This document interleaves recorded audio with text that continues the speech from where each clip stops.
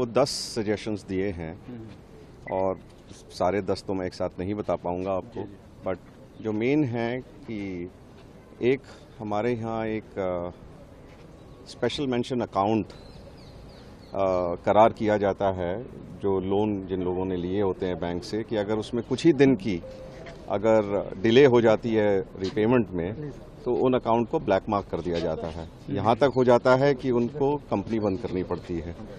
तो हमने रिक्वेस्ट करी है कि ये जो SMA है ये MSMEs के लिए बंद करना चाहिए इनको, या रीथिंक करना चाहिए कि किस तरह से इस तरह से ना हो। कोविड के चलते खास तौर से कुछ कंपनियां जो अच्छी चल रही थी, अवार्ड विनिंग कंपनीज थी, वो बंद हो गई क्योंकि बैंकों को थोड़ी दिन के लिए वो नहीं दे पाए। एक हमने और मांग करी है, एक बैंक लेंडिंग रेट होता है BLR। इन्होंने क्या करा है कि जो बड़ी कंपनियों के लिए, जो लिस्टेड कंपनियों के लिए जो क्रेडिट रेटिंग एजेंसीज होती हैं, जो ABC करार करती हैं उन कंपनियों के रिटर्न ऑन इन्वेस्टमेंट, वो इसलिए होता है कि लिस्टेड कंपनी के जो शेयर होल्डर होते हैं, पब्लिक में होते हैं, उनको ज़्यादा ज्ञान नहीं होता। To avoid them not having all the information, उन्होंने ये रेटिंग करी। अब MSME को ये रेटिंग जब करती है तो MSME को वो समझ ही नहीं पाते। MSME को कोई ये थोड़ी पता है कि हमारा मार्केट शेयर क्या है। MSME एक कस्टमर 2 कस्टमर से बात करती है। तो MSME को वो क्या करते हैं, BBB माइनस रेटिंग दे देते हैं।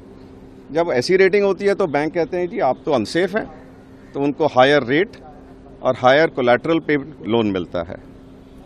फिर हमने एक बात करी है कि ट्रेडिशनली इंडिया से एक्सपोर्ट होता है वेस्ट की तरफ, US की तरफ, यूरोप की तरफ।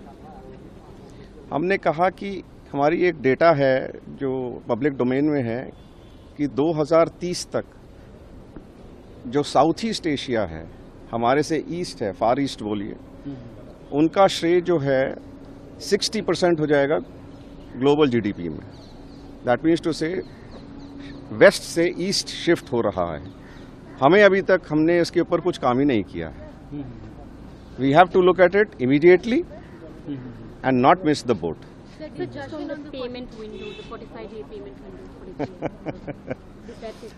FISME इज कन्विंस्ड, हमारे जितने भी मेंबर्स हैं, they are convinced that this is very good. Fiscal discipline in the payments act and in any kind of contract is very important. ये कोई नई चीज़ नहीं है, ये थोड़ा सा लोगों में, पब्लिक में एंड बहुत सारे कंपनीज में ये कन्फ्यूजन है।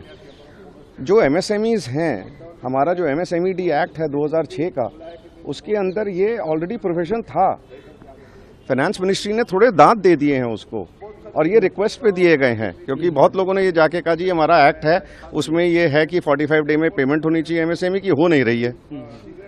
तो इन्होंने, एंड मैडम ने आज भी ये कहा है कि ये तो आप लोग ने मांगा था, and she in fact told the secretary MSME that this request came from you, why are people unhappy now.